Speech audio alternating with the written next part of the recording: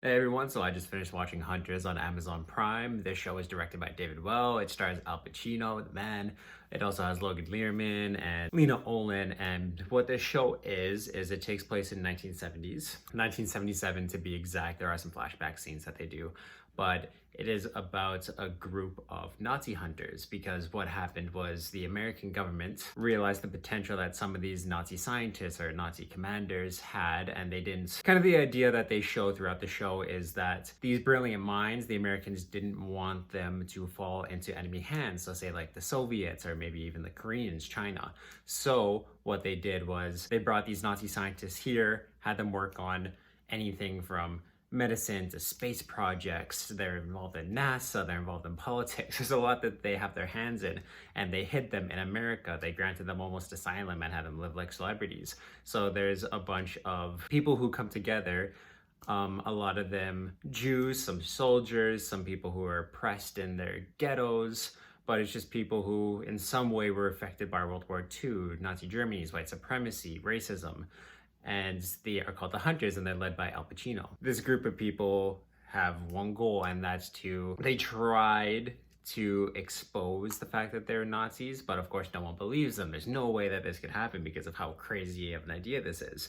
So they basically have hit lists and they go out and they kill these Nazis. And it's not kind of like Inglourious Basterds where it's super quick, super bloody. Well, it is very violent. They show it is gruesome. There is, if you're kind of faint to the hearts for torture, you might have a bit of a tough time with this show, but the torture is very unique. Of course, they do take real examples and they show it from both sides. They show the horrors that Jews or anyone in World War II had to face against Nazi torture, and also too to get information out of the Nazis. They're torturing them, and like I said, it is in some very bloody, unique ways. But yeah, this show is very, very stylish. Like even just right from the get-go, it has 70s, it has a lot of flair to it. Logan Lerman's character in this show has he's a big movie buff, and that's one thing too that I liked about this show was there are some pop culture references. Even though it takes place in the 70s, they're able to like kind of make metaphors out of Star Wars, Batman. Like there's a lot of comic book references in this, so it's kind of there's a lot of modern day tropes, not in terms of just social commentary,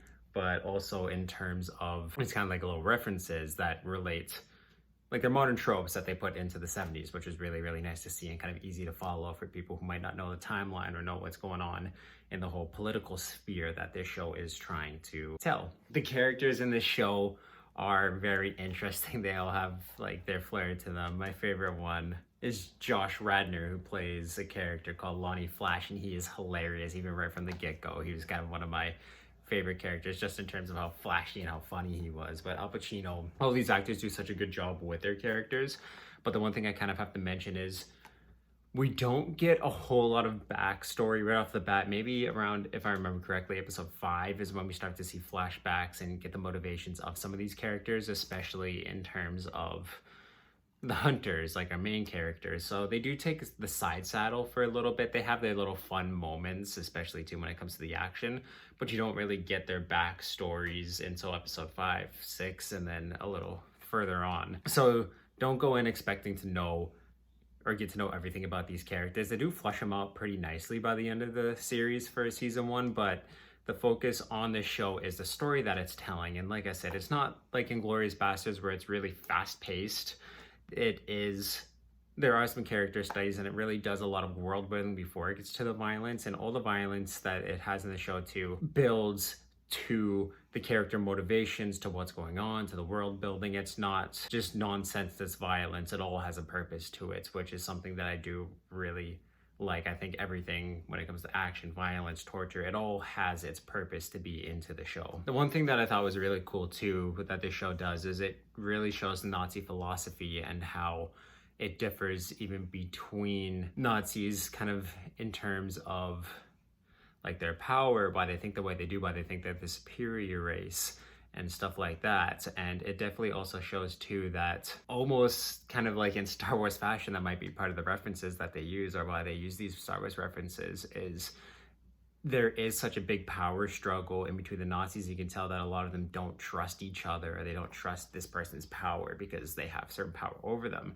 And there's a lot of infighting in between the Nazis, especially in one of the younger characters who is an American who believes in the Nazi philosophy, but he believes that he's better because, well, Americans won the war and not Nazi Germany. And there's just a lot of, like I said, they flush out even the Nazis in the show, and they do a really good job not making you care about the Nazis, but it just shows how much potential this show has. And even at the end, this one character, this younger American, how he's able to build almost his own army of Nazi American soldiers. And it's just very, very well done. And it was entertaining to see both sides of the story and not just kind of have, well, I mean, fuck Nazis. This is a very black and white concept. Nazis are bad, but it's not just so black and white because of how they flush out each side and each character, each motivation. One of my favorite arcs in the show too is there's a husband and wife in the Hunters, and like without spoiler context, there is one episode where you see them in World War II being taken to Auschwitz and all these camps, and they had such amazing chemistry and you cared so much about these two characters, and there's just so much love, and they're almost the glue that held the team together. And it was episode 6, episode 7 were my favorite episodes of this whole series just because of how hooking it was. And I found too, kind of around episode 5 and 6 is when the show started to get very unpredictable and where it was going to go, what was going to happen. You can kind of in the first few episodes see where they're building to, and then it does get there. Sometimes they throw in like little misdirections every now and then, but yeah, episodes 5 to 9 and even like the finale episode, just stuff comes out of it. All makes sense once it comes in, and they do an amazing job explaining everything, but it was really tough to pinpoint where they were going to go from these episodes. And I love that unpredictability of the whole universe, and I'm excited to see what they can bring in more in further seasons. Yeah, like there is a lot of torture and a lot of violence that they do show in this show, but it does an amazing job, like I was just kind of saying, with these all the Hunters, as it really brings them together, and it shows the strength that they have, that they can't be broken, whereas the Nazis are infighting a lot. And it was just really kind of almost humbling and happy to see that through all this chaos and violence that the team was able to come together, and it just showed the love and the strength that they had, and it was very inspiring to watch, and just made me like the characters that much more. And as I was saying a little earlier, some of the show can be a little slow in how it's building the story, but like it never feels slow. It's always entertaining because each conversation really builds to motivations and what these characters go through. A lot of it is, when they do dialogue heavy sequences, is flashbacks where you hear the voice and you see what was happening in the past, and that's how they kind of do the motivations, and everything's really entertaining. There's always something going on screen. It's not like me talking to you the entire time and just showing that. It's you hear it, but they're actually showing what the story is, and everything was building a story building universe, and it was really, really cool to see and really fun to watch. It never felt dull at all. And the one thing too that I really liked is when I got into the action, there was a lot of variety in the missions that they were doing, where of course some were just assassinations, some were bank heists, a lot of interrogations, a lot of them solving like little mysteries after they're doing the interrogations, or breaking and entering to find pieces of evidence. There was a lot of mission variety, and it shaped everything. No one mission that they did felt the same, and it really, like I said, added to the unpredictability that the show could do, and it also just added to the fun and versatility that this group could bring to the show, and it just always made it entertaining to see something new every single time, every single mission that they did. One of my favorite things is, you definitely see it a lot through Logan Lerman's character, is there is like a lot of code breaking and like messages that they have to decode, and they did it in such a fun way where almost like how the Intimidation Game, that movie with Benedict Cumberbatch, did it. It was really fun to see them uncode all these secret messages, and they do go into kind of, I want to say the practice of it a little bit, and it was cool just to kind of learn how you can break down these secret messages and find out like all these codes that the Nazis were listening to.